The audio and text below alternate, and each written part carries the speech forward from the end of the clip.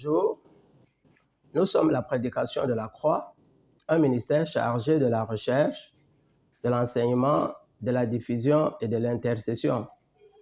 Je suis le frère Achille. Soyez les bienvenus. Nous vous sommes reconnaissants chaque fois que vous téléchargez nos enseignements et nous voulons être plus réguliers dans vos maisons pour vous apporter la parole de Dieu correctement divisée.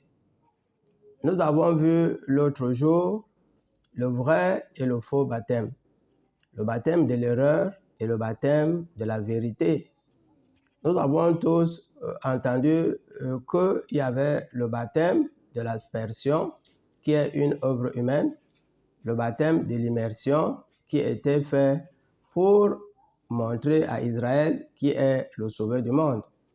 Nous avons vu également que le baptême qui est en valeur maintenant, à l'aide de la grâce, c'est Romains 10, verset 9. Si tu confesses de ta bouche le Seigneur Jésus, et si tu crois dans ton cœur que Dieu l'a ressuscité des morts, tu seras sauvé. Alors, nous reviendrons sur le baptême et les avantages qu'il procure. La prédication de la croix, c'est régulièrement des enseignements très pointus, des enseignements de recherche. Alors, aujourd'hui, nous venons avec un nouvel enseignement dont le titre est « Les conditions que le Seigneur Jésus-Christ devait remplir pour être le sauveur du monde ». Les conditions que le Seigneur Jésus-Christ devait remplir pour être le sauveur du monde. Je vais prier. Prions. Éternel notre Dieu, Père de notre Seigneur et Sauveur Jésus-Christ, loi soit exalté et célébré. Toi qui nous as donné la vie par Jésus-Christ, ton Fils, afin que nous soyons pour toi des fils et des filles. Par le moyen de l'Esprit que tu as scellé en nous, tu nous as donné la connaissance. Merci pour ces enseignements. Merci parce que tu continueras à les soutenir. Tu toucheras toujours les cœurs de ceux dont les noms sont inscrits dans ton livre de vie, afin qu'ils aient part à l'héritage des saints dans la lumière. Merci parce que c'est avec toi que nous commençons toujours. Merci de ce que c'est avec toi que nous terminerons. À toi la louange, la gloire, toi éternel notre Dieu, qui écoute et qui exauce, nom puissant de Jésus-Christ, le Saint et le juste. Amen. Nous avons dit, le titre de notre enseignement, c'est « Conditions que le Seigneur Jésus-Christ devait remplir pour être le sauveur du monde ». Vous voyez? Alors, pour recevoir les bénédictions attachées à une promesse, il faut connaître la promesse. Connaître les bénédictions qui y sont attachées, les remplir pour espérer avoir les bénédictions. Généralement, on dit souvent que Dieu vous bénisse, comme si les bénédictions étaient spontanées et gratuites. Pour que le Seigneur Jésus-Christ soit le sauveur du monde, il a fallu qu'il travaille suffisamment pour qu'il sache quelles sont les conditions qu'il devait remplir. Les ayant connues, il les a remplies. Dans la parole de Dieu aujourd'hui, nous verrons les conditions que le Seigneur Jésus-Christ a remplies pour qu'il soit le sauveur du monde. Nous dirons d'emblée que Dieu, le créateur des cieux et de la terre, ses parents, dont Marie et lui-même ont participé activement pour qu'il ait la réussite.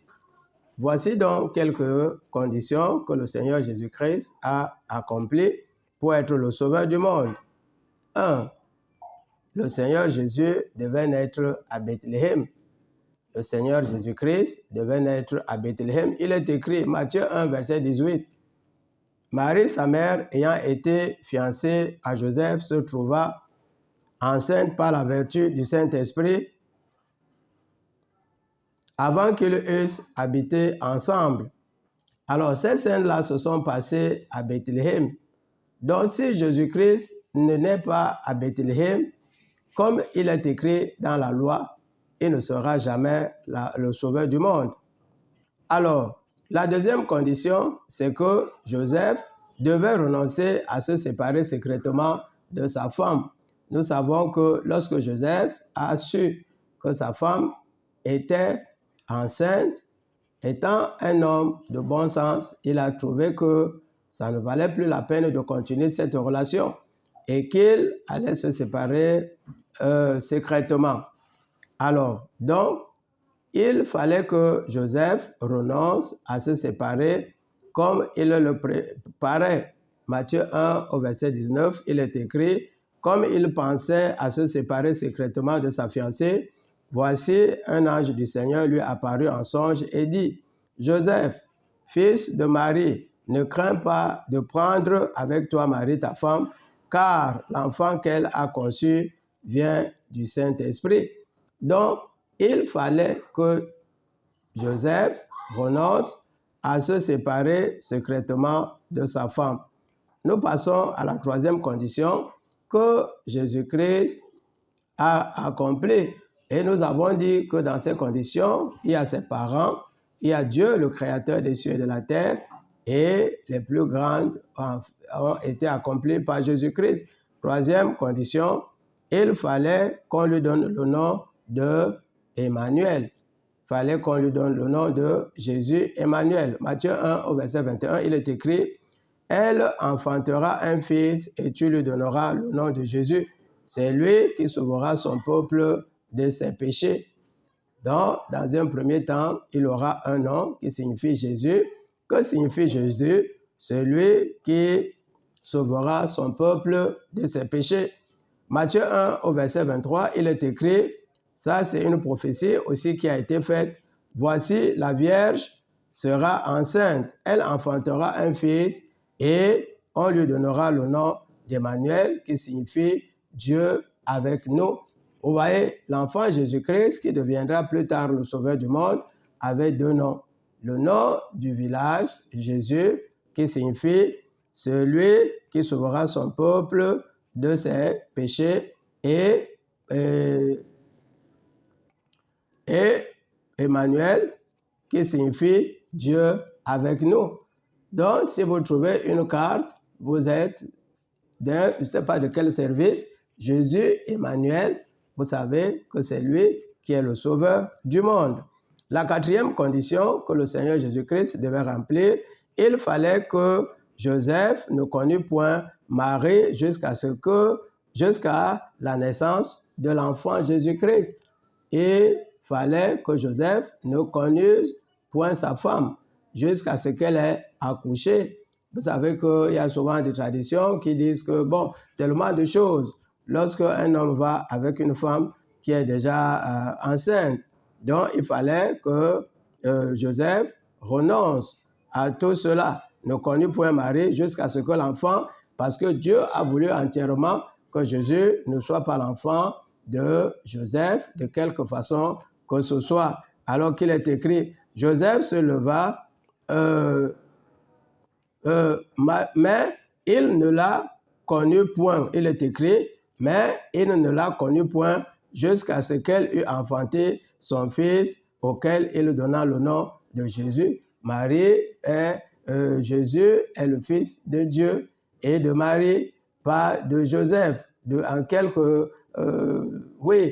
Dieu n'a pas voulu que Jésus-Christ soit associé à la vie de Joseph. Cinquième point, Joseph devait fuir avec le petit enfant en Égypte.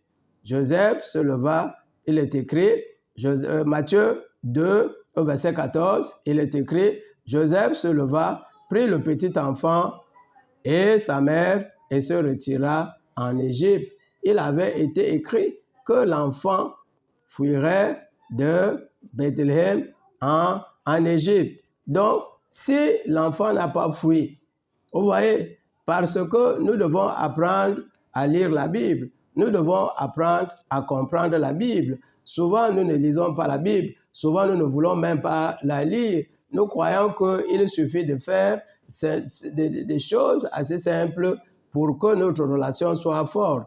Le but de la prédication de la croix, c'est apporter une autre vision de la parole de Dieu, une autre forme de la relation de Dieu. Si nous voulons connaître Dieu, il faut faire le langage de Dieu.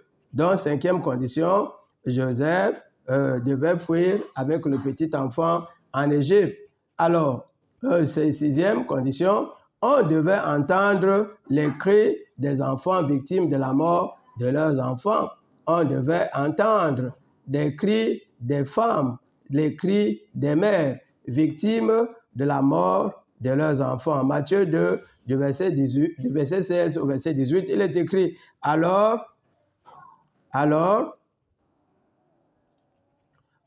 Exode, voyant qu'il avait été joué par les mages, se mit dans une grande colère. Il envoyait,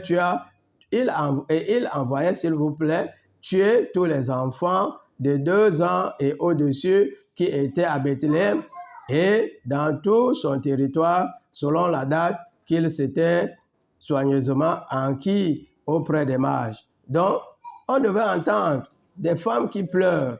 Vous voyez, c'est un peu comme s'il y avait eu un sacrifice. Donc, le Sauveur du monde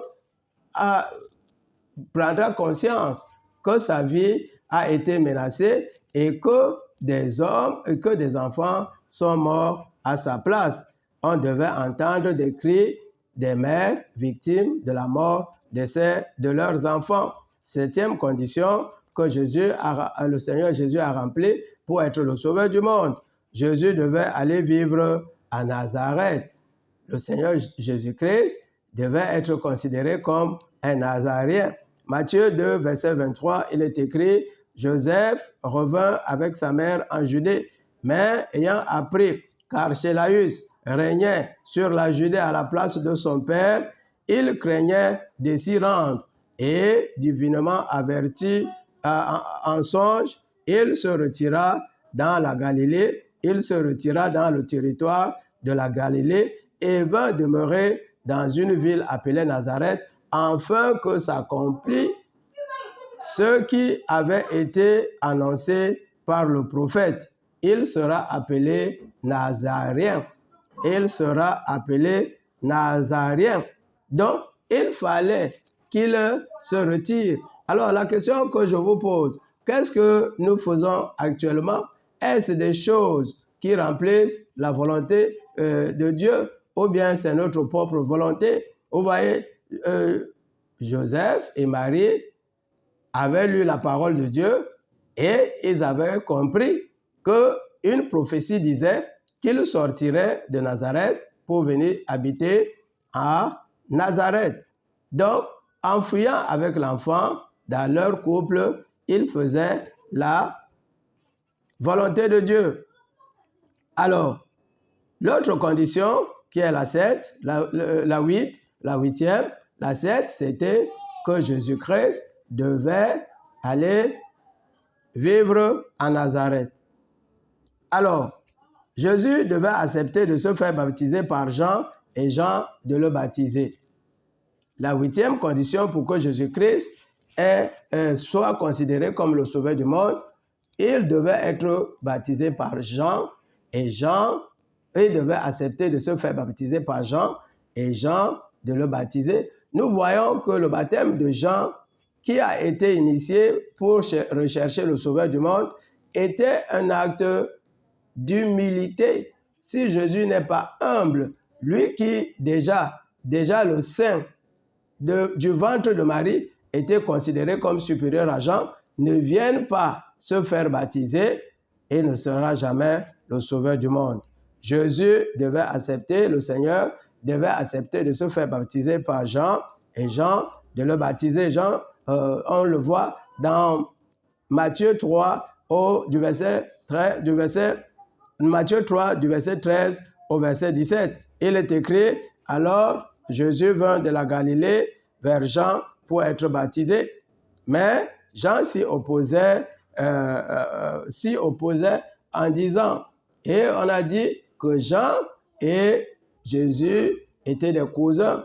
Jean s'opposait parce que le principe veut que ce soit le supérieur qui baptise. Nous savons que lorsque Marie a rendu visite à Élisabeth, sa parente, alors que celle-ci avait 6 mois d'âge, de grossesse, la prophétie avait dit que le fœtus de 1 jour qu'elle portait était supérieur à celui de 6 mois qu'elle portait. Donc Jésus et Jean ont grandi avec ce complexe-là. Ce n'était pas seulement un complexe, mais c'était une vérité.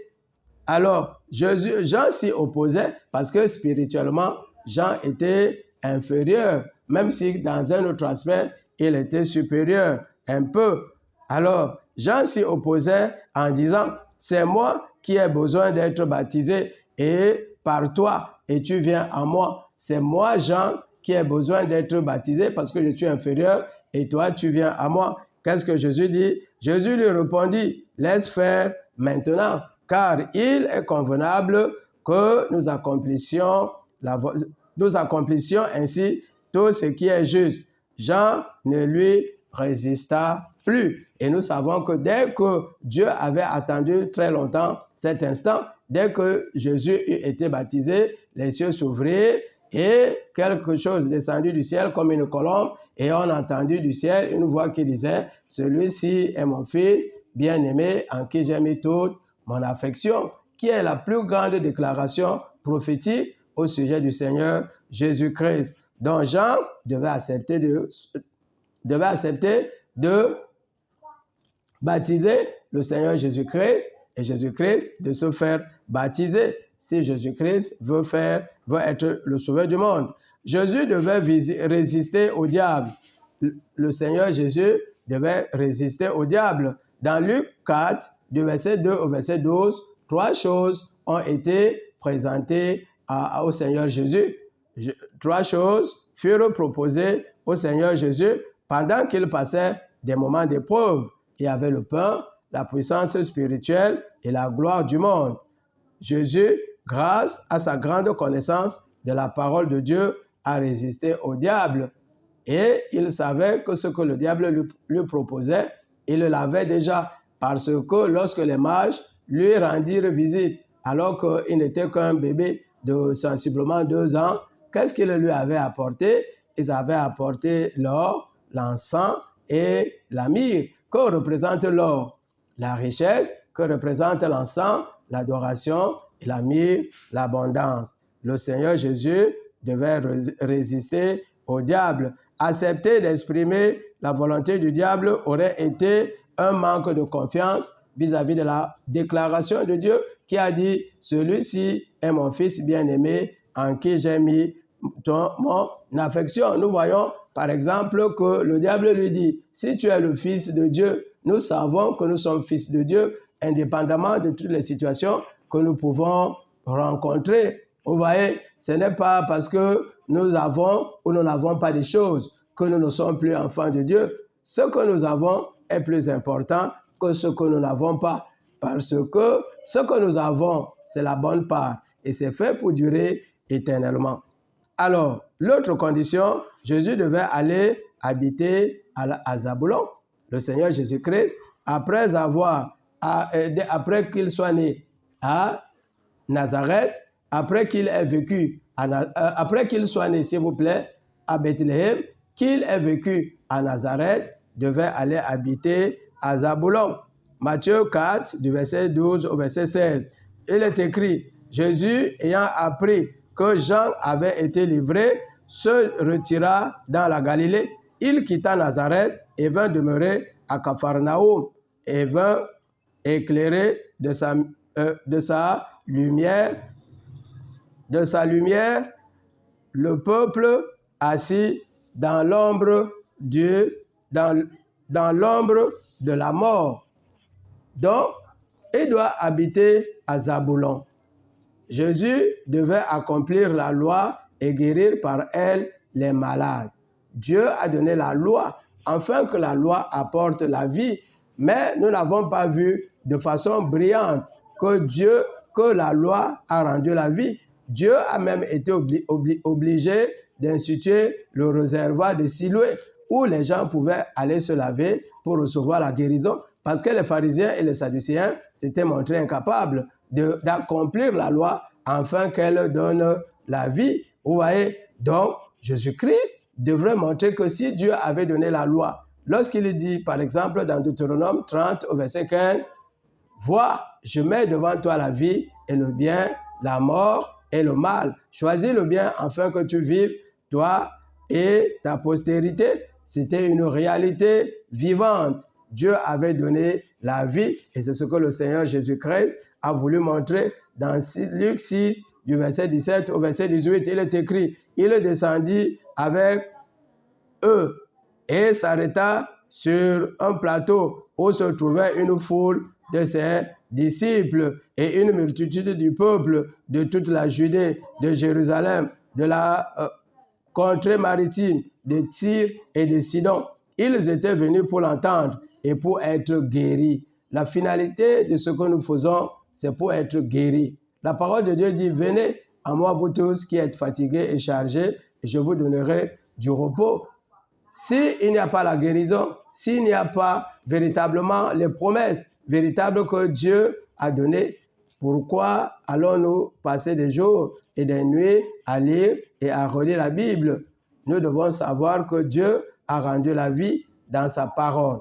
Nous voulons que ces enseignements soient réguliers avec votre soutien, avec votre participation, avec votre collaboration, afin que les bénédictions véritables que Dieu nous a rendues disponibles et qui donnent un sens véritable à notre vie soient évidentes. Les conditions, le Seigneur Jésus-Christ les a remplies nombreuses. Il fallait que le Seigneur Jésus parle à la foule en parabole et que la parole et qu'il explique les paraboles à ses disciples. Matthieu 13 au verset 10, il est écrit, les disciples s'approchèrent et lui dirent, pourquoi leur parles-tu en parabole? Jésus leur dit, il est écrit, parce qu'il vous a été donné, vous, de connaître les mystères des cieux et que cela ne leur a pas été donné. Puissions-nous prier pour que nous soyons de ceux dont les noms ont été écrits pour connaître les mystères de Dieu. Jésus devait parler à ses disciples en parabole. Il fallait que Jésus parle en parabole et explique ses paraboles à ses disciples. L'autre condition, il fallait que Jésus entre à Jérusalem monté sur un âne, le sauveur du monde. Vous voyez, devait entrer peut-être dans une marque de voiture que vous seul pouvez savoir, ou bien il pouvait entrer à Jérusalem sur un cheval arnaqué, mais il a été prophétisé que le sauveur du monde devra entrer à Jérusalem monté sur un âne. Luc 21, du verset 7 au verset 9, il est écrit, ils amenèrent l'âne et l'ânon, mirent sur eux les vêtements et le firent asseoir dessus. La plupart des gens de la foule étendirent leurs vêtements sur le chemin. D'autres coupèrent des branches d'arbres et les jonchèrent jonchaient la route. Ceux qui le précédaient et ceux qui suivaient Jésus criaient Hoshiana, Hosanna, au fils de David. Hoshiana. Vous voyez, gloire à Dieu, à toi, fils de David. Béni soit celui qui vient au nom du Seigneur. Hosanna dans les lieux très hauts. Lorsqu'il entra dans Jérusalem, toute la ville fut émue et l'on disait, qui est celui-ci? Et la foule répondait, c'est Jésus, le prophète de Nazareth en Galilée. Vous voyez, c'est une phrase, c'est un verset puissant qui montre la grâce de Dieu sur un homme. Peut-il venir quelque chose de bon de Nazareth? Lorsque le Seigneur Jésus-Christ est entré pour sa première fois à Jérusalem, la ville tout entière fut émue, mais les grands sacrificateurs, les pharisiens, les sadducéens n'étaient pas au courant de ces choses. Vous voyez? Et les uns disaient, pourquoi il y a tout ce désordre? Et on disait, c'est Jésus, le prophète de Nazareth en Galilée. Nazareth, d'où rien de bon ne peut sortir, a sorti le prophète, le sauveur du monde. Gloire soit rendue à Dieu qui confond les hommes. Nathanaël avait demandé, viens, le Seigneur Jésus avait dit, viens et vois. Nathanaël avait demandé, peut-il venir quelque chose de bon? Mais ici à Jérusalem, on disait, c'est Jésus, le prophète de Nazareth. Il fallait que Jésus accepte de mourir. Lorsque nous reviendrons sur les constellations, la parole de Dieu qui a été écrite dans les cieux, il a été dit que le Sauveur du monde devrait mourir. Nous devons savoir que cette parole que nous lisons, qui est la parole révélée, a d'abord été écrite dans les cieux. Il avait été prévu que le Sauveur du monde viendrait et qu'il mourrait. Donc le Sauveur Jésus-Christ connaissait ces choses. Il savait qu'il venait pour une bataille qui n'était pas un chemin, une partie de plaisir. Il fallait que le Seigneur Jésus accepte de mourir. Alors, Matthieu 26, au verset 52 à 53, il est écrit, alors Jésus dit à Pierre, remets ton épée à sa place, car tous ceux qui prendront l'épée périront par l'épée. Penses-tu que je ne puisse pas invoquer mon Père, qui me donnerait à l'instant plus de 12 légions d'anges?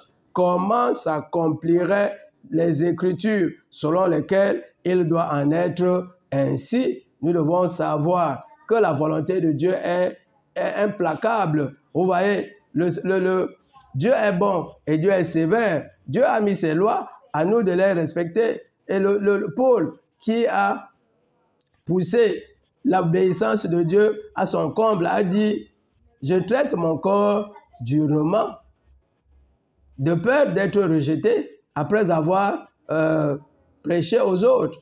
Donc, Jésus-Christ devait accepter de mourir. Lui, le Fils bien-aimé de Dieu, en qui Dieu avait mis toute son affection. Donc, nous devons voir les conditions que Dieu remplit. Est-ce que la religion que nous faisons, elle est superficielle, elle est humaine, elle est charnelle? Est-ce que vraiment nous faisons la parole de Dieu? Nous devons nous interroger à partir de ces choses. Parce que Dieu aurait pu dire, Jésus-Christ a tellement marché que je lui épargne la mort. Mais depuis les constellations célestes, il avait été dit que le Sauveur mourrait. Et le Seigneur Jésus-Christ a étudié la parole de Genèse jusqu'à Malachie. Pas seulement de Genèse, parce que ça c'était la révélation. Il a étudié la parole qui est écrite au ciel. Il savait que je viens faire ta volonté, je vais mourir. Donc, ce n'est pas ce que Dieu nous réserve maintenant, mais Dieu veut quand même que nous connaissions sa volonté. Le Seigneur Jésus-Christ devait mourir. 15. Il fallait que ses disciples soient scandalisés et dispersés. Marc 14, du verset au verset 27, il est écrit, Jésus leur dit, vous serez tous scandalisés, car il est écrit, je frapperai le berger et les brebis seront dispersées. 16. Il fallait que il fallait que ceux des soldats qui ont crucifié le Seigneur Jésus tirent ses vêtements au sort pour se les partager. Il fallait que ces vêtements soient tirés au sort. Nous reviendrons sur toutes les prophéties qui ont été faites sur le Seigneur Jésus. Pourquoi nous revenons sur ces choses? Pour que nous sachions que la parole de Dieu est fiable. Si des choses qui ne nous concernaient pas, Dieu les a promises et elles se sont accomplies, comment croyons-nous que quand nous disons que l'Éternel est mon berger, je ne manquerai de rien, que cela ne puisse pas arriver? Donc il fallait que ceux qui ont crucifié le Seigneur Jésus-Christ tirent ses vêtements au sort. Jean 19, du verset 23 au verset 24, il est écrit, les soldats, après avoir crucifié Jésus, prirent ses vêtements et ils en firent 4 parts, une pour chaque soldat. Ils prirent aussi sa tunique qui était sans couture, d'un seul tissu depuis le haut jusqu'au bas. Ils dirent entre eux, ne la déchirons pas, mais tirons-la au sort, pour savoir à qui elle sera, afin que s'accomplisse ce qui avait été prophétisé par le prophète. Donc il avait été dit, et cela s'est accompli. Et c'est Dieu qui l'accomplit. Après sa condamnation et sa crucifixion, Judas devait se repentir et ramener les 30 pièces d'argent. Matthieu 27, du verset 3 au verset 9. Il est écrit, Jésus devait les 30 pièces d'argent. Nous savons que Judas est revenu voir les pharisiens de qui il avait reçu l'argent et il s'était repenti, il leur avait donné les 30 pièces et ils avaient refusé. J'ai livré un sang innocent et il lui avait répondu assez sèchement que nous importe. Et Judas était allé pour aller se faire crucifier. Alors, la dernière conclusion, la dernière condition, Jésus devait être outragé durant la passion, comme annoncé dans Isaïe 53. Après la résurrection, il devait donner à ses disciples les conditions qu'ils devaient remplir pour recevoir le Saint-Esprit le jour de la Pentecôte. Jésus a prononcé 7 paroles sur la croix. Jésus a prononcé 7 paroles sur la croix. La 6e, tout est accompli.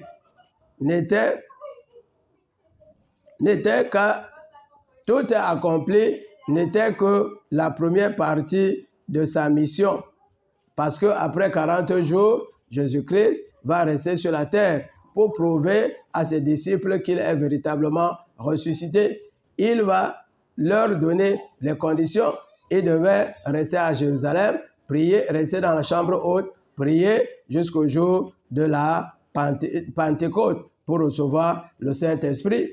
Le Seigneur Jésus-Christ a beaucoup travaillé pour que nous ayons aujourd'hui le Saint-Esprit à travers le baptême. Qu'est-ce que nous autres faisons? Travaillons-nous suffisamment? Dieu a écrit la Bible pour qu'elle nous serve de guide.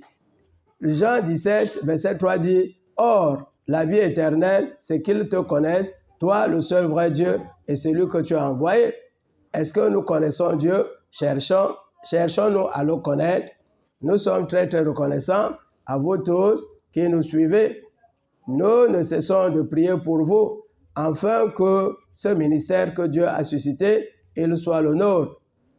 Nous aurons besoin de vous d'une façon ou d'une autre. Nous sommes très, très reconnaissants déjà pour cela, parce que vous nous suivez avec intérêt. Puisse cette relation continuer et être pour nous une preuve de notre amour véritable pour Dieu. Prions. Éternel notre Dieu, Père de notre Seigneur et Sauveur Jésus-Christ, tu es le Dieu d'Abraham, d'Isaac et de Jacob, le Dieu d'Israël, le Dieu de toute grâce excellente. Nous te sommes véritablement reconnaissants parce que tu nous as donné de ton esprit, afin que nous ayons par lui la connaissance, car tu dis, l'esprit sonde tout, même les profondeurs de Dieu. Merci pour cet autre enseignement. Les conditions que ton Fils a remplies pour être le sauveur du monde. Et tu nous dis, ayez en vous les sentiments qui étaient en Jésus-Christ, lequel existant sous la forme d'homme, n'a point regardé comme une proie, mais s'est rendu obéissant. Aussi, tu lui as donné le nom qui est au-dessus de tout nom. Tu nous as réservé des promesses.